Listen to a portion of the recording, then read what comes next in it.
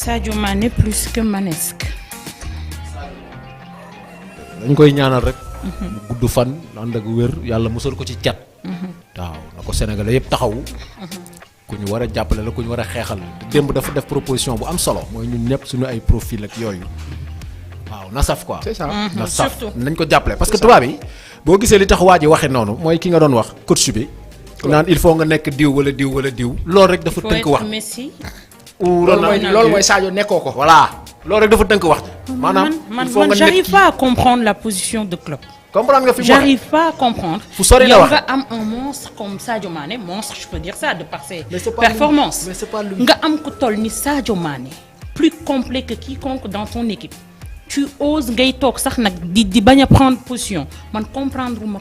Klopp benn yoon. pour man affaire bi c'est en fait da ko dépassé. affaire bi xam nga rek dafa weesu loolu mais ni mu waxee déjà. dafa tey xel te loolu nag moom la ñu yàgg di gis. c'est-à-dire que boo nekkul nit ku weex daal pour nit ku ñuul ñu jox ko ballon d'or bi moom dafay waaw te lu doy waar te Sadio mii waruñu ko seetaan. doy na waar waruñu ko seetaan Paasan.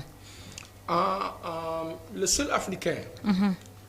bu jël ballon d'or européen bi bon je vais dire ballon d'or France football. France nag ndeysaan dañu yàlla da leen kàttanal dañoo mës a ñoom du ñu toj fenn mais dañuy nekk ay impulseurs. moo xam ci guerre yi am na yëpp dañ seen loxo da ci ne malheureusement moo xam ci yenn compétition coupe du monde Jules Rimet ak yu ni mel dañuy bokk daal ci ñuy yëngal ne ci suuf y a une réalité booy déglu reporteru canal yi am na ñaari joueurs yoo xam ne bu ñu leen dee tudd da ngay sentir dañ ciy dem à fond ak doole. dañ ciy fier c'est Mbappé moom ils en ont fait une promo dañ ko defal benn promo bu extraordinaire Mbappé da ngay foog ni Mbappé def na fi lu Messi deful ak lu Ronaldo def loolu ngay foog. parce qu'il est français. beneen bi Benzema mais les 5 dernières années de Sadio Mané comparé aux 5 dernières années de Benzema ça va bu ñu waxalee yàlla wute na Benzema est un excellent joueur. kenn werantewu ko mais ñoom ñaar bokkuñu registre déjà ak environnement ak contexte Sadio Mané li moo def Liverpool su ko amoon Real Madrid mais day teg lay coupe. day teg lay affaire yi di dem. parce que voilà ce qui se passe avec Jürgen Klopp man dama jàpp ni dafa mere Sadio depuis bi Sadio meree ba muy koy génne. bi Sadio waree ko passe bi ko Salah waree jox bal bi joxu ko bal bi ba pare moom Sadio ñu génne ko comme s'il avait fauté alors que du moom mu mer yuuxu aalu loolu benn la parce que ñoom ñaar ils étaient proches. après seen proximité nag mu ngi wàññeeku bi Salah ñëwee Liverpool. waa ji mel ni ku won Sadio daal ne ko kii moo la gën a mën nangam et cetera sauf que nag le temps a donné raison à Sadio ci beneen sens. mooy Sadio moo xañ sa meilleur joueur kooku ngay jàpp ne mooy sa vedette. Sadio ko xañ coupe du monde xañ ko coupe d'Afrique. xañ ko coupe d'Afrique. dóoraat. dañoo war a nangu de. ba pare beneen bi mooy depuis que Sadio est arrivé à Liverpool 2016 ou 2017 ou 2018 je sais plus mais l'apport de Sadio Mané.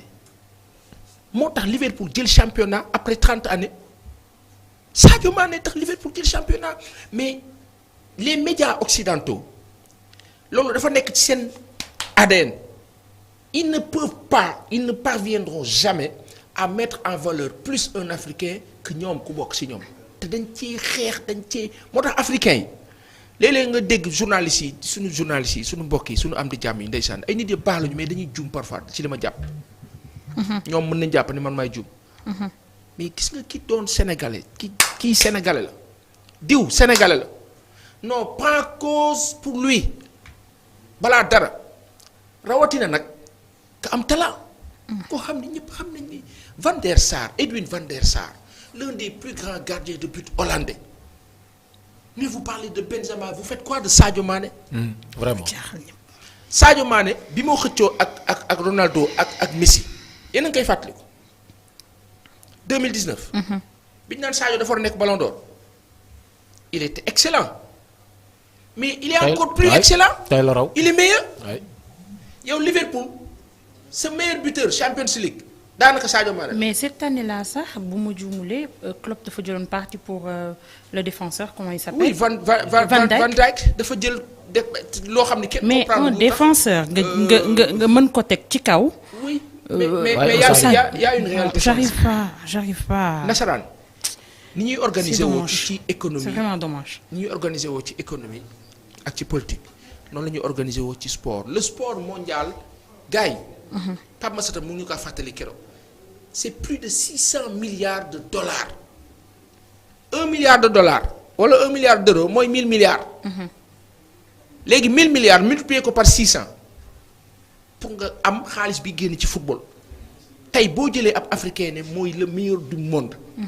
ci wàllu incidence ci wàllu conséquences positives pour cet africain et sa contrée. ou son pays ak la ca topp ak influence des médias ñoom noonu la ñuy liggéeyee stratégie la ñuy fonctionner ñoom départ regarde le cas des joueurs africains ou anglais qui ont la peau noire. Sterling mës na ko kaas doo gis mukk joueur bu mag anglais laaj leen Sol Campbell ak yeneen ak ñoom Ian Wright duñ nekk mukk patron équipe. Lampard bi bàyyi bërki démb xamut dara ñu jël ko jox ko équipe Chelsea tourné mu nga yor beneen équipe ba xamul nu mu tuddati sax West Ham xaw ma maanaam c'est un nœud te ñoom noonu dañ ci am fulla africains yi nag ñoo li Samuel Eto'o di wax. ñoo war a am fullay taxaw.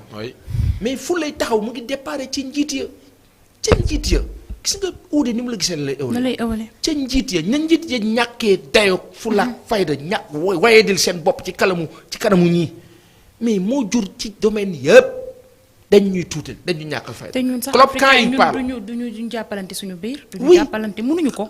club quand il parle moi j'ai du mal à voir un journaliste sénégalais taxaw naan ma non en termes de statistiques vous savez Benzema di jaay xam-xam. te war a dafa am koo xam ne xam-xam du fa am wàll. ouais fierté nationale la. moo fay jiitu. voilà et c'est le mal profond qu'on a. mais tubaab yi loolu la ñuy jiital. mais bul sonn. amuñ ci loolu la ñuy kersa jiital ñoom dañuy far amuñ ci kersa. amuñ ci dama la ne amuñ ci sentiment tey jii nii. wax ci Benzema moo leen gënal wax ci Sadio Mané. dinañ ko wax nag parce que information la ñuy def mais nañuy mettre accent ba ñuy mettre je donne un exemple. oui démb ils ont fait benn point sur Sadio Mané. montrant son affichette ensuite dire que voilà c'est vraiment le numéro 9 un avant-centre 9 ils ont titré comme ça mais yàgguñ ca la veille Real Madrid bi muy joué Manchester City. Benzema dugal.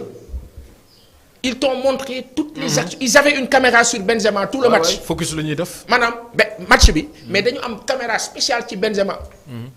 pour te dire comment ils font et aussi loolu kenn mu leen ko reprocher c'est la fierté française. et c'est normal. ayons la fierté sénégalaise. ayons la fierté africaine.